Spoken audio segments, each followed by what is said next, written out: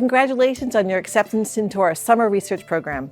My name is Laura McGeehan, and I am the Director of Academic Preparation, Recruitment and Outreach, also known as APRO, here in UC Riverside's Graduate Division. And I'm Carla Bonilla, one of the Outreach and Recruitment Specialists in APRO. We have interviewed several students who have completed the program, as well as several faculty members who want to share their stories with you. Let's hear what they have to say.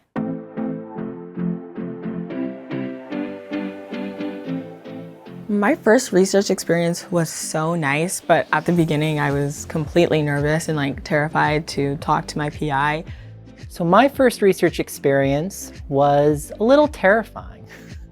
As a queer identified first generation English language learner, navigating higher education was no easy picnic. I don't know why. You still get nervous once you walk in for the first time. I was extremely nervous because it felt like an uncharted territory. I think when I started my first research experience, there was a lot of confusion and I didn't really know what I was doing. Kind of got comfortable with the people I was working with, meeting new people and everything, so it was a fun experience overall. It was kind of nerve-wracking to kind of ask questions. So I was kind of scared and intimidated to ask anybody in my lab or my PI any questions. I was trying to play it very safe, not ask a lot of questions. So when you're looking around the room, I did feel uncomfortable asking questions sometimes because I didn't know if people would be judging my questions. When it comes to asking questions, I did feel a little bit nervous, especially going to the professor at first because, he was a professor and I worried about, am I supposed to be using up his time? I was concerned about revealing the fact that I didn't know a whole lot about this topic that I was supposed to be researching. I remember feeling uncomfortable asking questions. I knew that they knew more than I did, and I didn't want to get found out asking a stupid, daft question I should know the answer to. But when I finally gained the courage, my PI was really nice about it, and he hadn't coded in a while too, so he had some of the similar questions that I did, and we were able to search for that information together. So sometimes it's a little uncomfortable asking questions at the beginning, but you sort of get used to it. You just have to keep telling yourself no one's going to yell at you for asking questions. Over the course of my career, I realized how important asking questions is. In fact, asking questions at a conference ended up getting me my job that I have today. Then I realized he didn't expect me to know anything, and the only way I was going to learn was by asking questions. I do remember a professor saying you should ask questions because guaranteed there's someone in the room who also has that same question. So I would just go ahead and ask my questions because someone else might also have that question. Sometimes when you ask a question, I can worry about how it makes me look, right? But if you don't ask, you'll never learn, right? And one thing I always think about with students is if you're a student, you're there to learn. You're not there to know all the answers. You're there to learn the answers to the questions. And so if you want the answers to the questions, you have to ask the questions. I did doubt myself going into it just because I've never even thought of doing research before. Yeah, I definitely did feel out of place among my classmates sometimes. Sometimes I felt like I belonged and sometimes I felt like I didn't. I was doing a type of research in biology that I've never done before, which was coding. Coming into the lab and into the internship, I was a little bit scared that there was this expectation for me to know how to code. So I have had a lot of doubt throughout the whole process, and even to this day. I'm now 15 years into the profession and I still have days where I doubt myself. And what I've learned is that's part of the process. I'm a bit inexperienced, but that's why I'm here to learn. If I am being honest with myself, there have been many times that I felt uncomfortable with research, with being in research settings. And so I think the discomfort first started from not knowing what to expect, not knowing what it was like to be in a research lab, what were the expectations, what did I already need to know. First time ever going into a research lab with all those PhDs that know well much above you. And during that time, I felt like I can't do this again. I felt like an imposter. Everybody else is doing so good. Why am I not doing well? I'm just not in the right place. I need to go home. Sound familiar? This feeling can be described as imposter phenomenon. Imposter phenomenon, or imposter syndrome, refers to an internal feeling of inadequacy. Basically, it's feeling as if everyone around you knows exactly what they're doing and is super smart and competent, and that you're just an imposter who's pretending to know what they're doing, and really, you have no idea what's going on. And that one day, you'll be discovered as a fraud. But guess what? Lots of people feel this way, even the people you look up to and who are super talented and capable.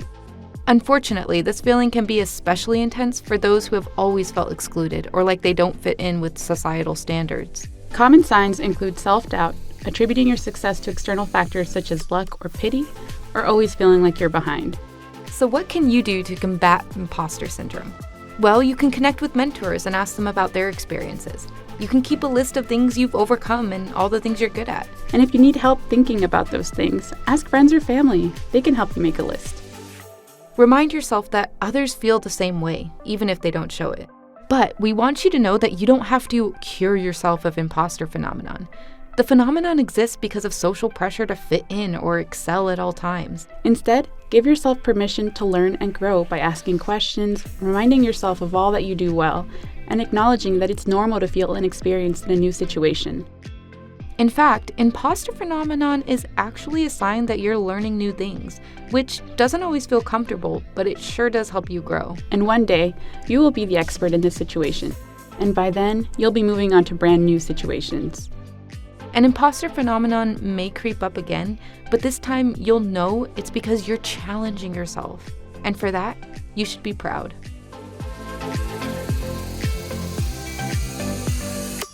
So after my first research experience, I felt really positive. Now, I did not get anywhere close to the amount done that I'd hoped for. I'd made maybe a couple steps on a multi-step project, but now I knew that I could do new science. I could apply these things I'd been learning in the classroom. This internship in the lab was a learning experience, so I wasn't expected to know how to code perfectly because my PI didn't either, and no one in the lab did. I think that this experience kind of taught me a lot about the graduate school experience, or like applying and then what we would actually be doing. As a researcher, I also identify as a lifetime learner, which means I will always have questions. And I think that what's different for me now is that I don't apologize when I ask questions. Now when I do research, I think about research as like dumping out a puzzle, and I love puzzles. So I love like dumping out a puzzle and all the pieces are just scattered in front of you. And then you're trying to like find where all the pieces go. And then at the end, you see this really great complete picture. And that's how I feel when I complete my research. Ask questions. You should always ask questions, and don't worry about how you appear when you ask the questions. You're a student, therefore you're learning. You have permission not to know the answer. Use all the resources given to you, kind of take advantage of that.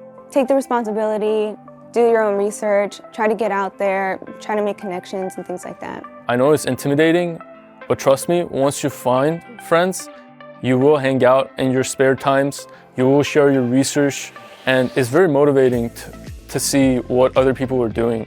I really recommend that you put your all into this program and the research symposium, because you never know where what your research that you're doing now could lead you to. Just be curious. Research is all about learning. You will likely feel out of place at some times. You will feel self-doubt, but that's part of the process. Just try to see it as from a different perspective. The fact that you have self-doubt means that you have an opportunity to investigate more. And a little bit of self-doubt is not a bad thing. It gives you an opportunity to investigate and learn more. Go ask for opportunities, because you just might find one, right? Be kinder than necessary. And should there be any conflicts or concerns that arise, talk to someone. You can talk to your mentor. It's part of their job to handle that. You're not really insulating them if you hide it. And you can always talk to the staff of the summer research program that you're part of. And again, this is just part of kind of learning how to work in a research lab. And so when I talk to students about what makes them successful, I think what I love to share is that you make yourself successful, right? The networks that you build, the time that you put, the effort, the curiosity, the questions, the perseverance, and of course the self-care. Ultimately, I hope you just have a really fun, exciting summer. Stay open, reach out to other students, check in with your mentors, stay in communication with the lab, and just be open to all of the really great and exciting research that you're going to do this summer. And I hope you have a really great summer here at UC Riverside. This program is created to help you grow. And more than that, we want to build a community for you. You'll leave this program with so many friends and fun summer memories, and you never know who you'll meet during this time and how they might impact your life and career in the future. You'll have so many people on your side, so just know that you're not alone. We're so happy to have you here. Before we go, I'd like to make sure to recognize all of our partners who helped us make this video.